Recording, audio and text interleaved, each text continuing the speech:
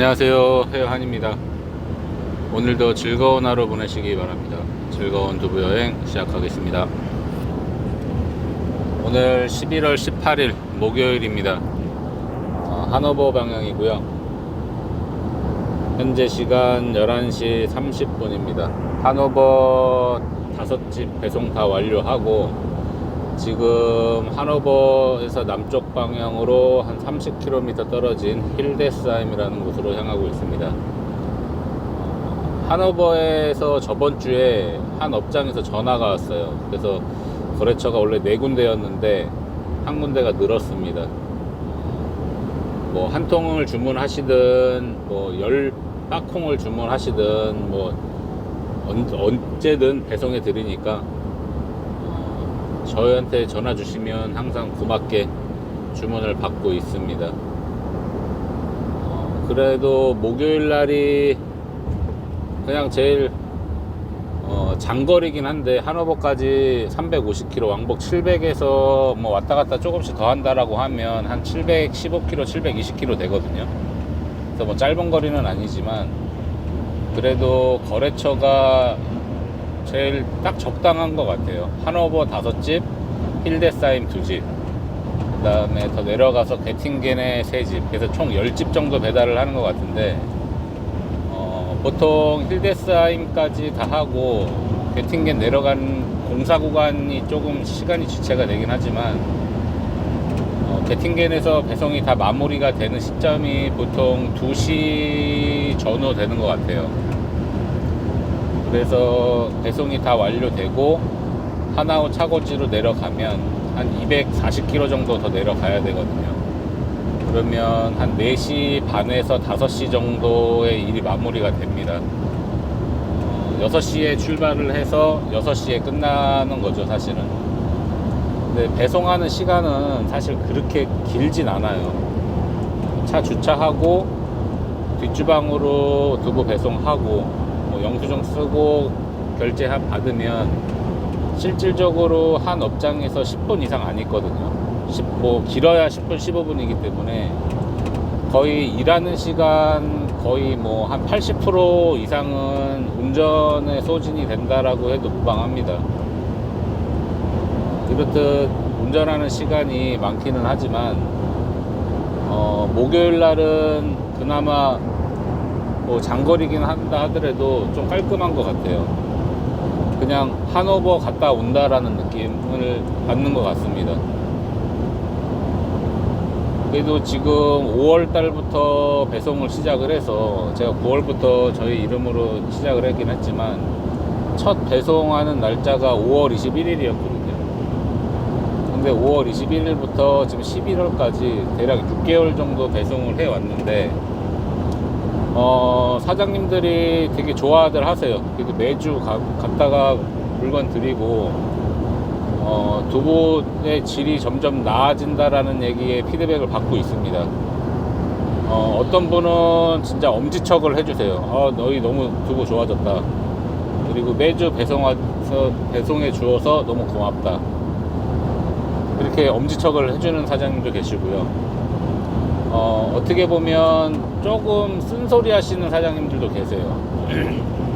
예를 들어 뭐 두부는 괜찮은데 자르는 과정에서 너무 삐뚤삐뚤 자르니 한 모 한 모가 다 규격이 있는 게 아니라 너무 불균형하다라는 얘기를 하신 적이 있어요. 그래서 그런 피드백은 제가 보이텍한테 얘기를 했고요. 칼에 문제가 있다라고 해서 칼도 새 거로 준비를 해 주었습니다. 근데 그 이후로 제가 가끔 이렇게 보면 그나마 그때보다는 조금 자르는 부분에서 좀 나아진 것 같아 보입니다. 저뿐만 아니라 보이텍도 만드는 과정에서 기분 좋게 만들어야 되는 부분이 있기 때문에 이게 기분이 좀 많이 영향을 받는 것 같아요. 그날 컨디션에 따라서 간수를 어느 정도 작용을 하느냐, 그게 관건이 될 수도 있다라고 생각을 해요. 예전에는 두부의 중요성을 사실 잘 몰랐어요. 예전에 어떤 일이 있었냐면 한국에서 저희 애가 막 태어난 지 얼마 안 됐어요. 그래서 이유식도 하고 해야 되는 상황이어가지고 뭐 보통 첫째 아이는 진짜 금이야 오기야 이렇게 키우잖아요. 사실 어떤 부모든 뭐 자기 자녀를 뭐 나몰라라 팽개치는 부모가 어디 있겠습니까? 뭐 저도 마찬가지로 그렇게 했지만 비오마트인가요? 어딘가 일단 두부를 샀어요. 두부를 샀는데 유통기한 당연히 체크를 하고 사죠. 그래서 두부를 요리를 하려고 딱 팩을 뜯었는데 두부가 쉰 거예요. 사실 지금 두부를 판매하는 입장에서 생각을 해보면 그냥 바꾸면 되거든요. 사실 이렇게 이런 거 샀는데 좀 조심 좀 해주시기 바랍니다 이렇게 얘기하고 바꾸면 되는데 그때는 그게 안 됐나 봐요. 저도 그랬고 저희 아내도 그랬고 가갖고 막 뭐라고 저희가 잔소리를 엄청 했어요. 왜 이런 거를 파냐. 근데 만약에 제가 그때 두부를 파는 입장이었으면 엄청 속이 상했을 것 같아요. 그래서 그때 당시에 좀 큰 기업의 두부를 샀는데 제일 유명한 기업이죠. 두부로는 하루에 뭐 30만 뭔가를 판다라는 그 큰 기업입니다. 그래서 그 기업을 상대로 민원을 막 넣고 막 했어요. 왜냐면 그거를 뭣도 모르고 그냥 아이가 먹었다라고 하면 그런 이유였던 것 같아요. 아이가 먹었으면 어쩔 뻔했느냐. 지금 태어난 지 뭐 몇 개월 되지도 않은 갓난 애기였는데 이제 막 이유식을 하던 애였는데 그래서 그것 때문에 조금 화가 났었던 것 같은 생각이 지금에서 들어요. 근데 어떻게 보면 좀 철이 없는 짓이었죠. 근데 그 회사에서 사과의 뜻으로 진짜 생각지도 못하는 선물들을 막 주시는 거예요. 진짜 뭐 한 달 이상을 먹어도 될 만한 양의 음식들을 그 회사에서 나오는 모든 음식을 종류별로 다 선물로 주시더라고요. 근데 그때 당시만 해도 그게 그냥 당연하다는 듯이 받았어요, 사실. 근데 지금에 와서 생각을 해보면 그 회사한테도 너무 몹쓸 짓을 한 것 같고 왜 그렇게 꼭 살아야만 했나라는 생각이 드는 거죠. 외국에서 나와서 생활을 하다 보니까 자연스럽게 그냥 애국자가 되는 것 같아요. 한국 사람이면 뭐 조금 더 눈이 가고 한국 말이 나오면 한 번 더 귀가 기울이고 그렇게 바뀌는 것 같습니다. 제가 왜 이런 말씀을 드리냐면 하노버에 슈퍼마켓 킴이라는 데 두부 배송을 하러 들어갔거든요. 근데 그분들은 중국 분이시고 뭐 중국 성씨도 김씨가 있기 때문에 그냥 슈퍼마켓 김이라고 해서 하노버도 있고 그 가족분들이 뭐 아샤펜부르크라든지 오펜박이라든지 이런 데 몇 군데 슈퍼를 하고 계세요. 근데 주문을 배송하러 딱 들어갔는데 그때 때마침 전화벨이 울리더라고요.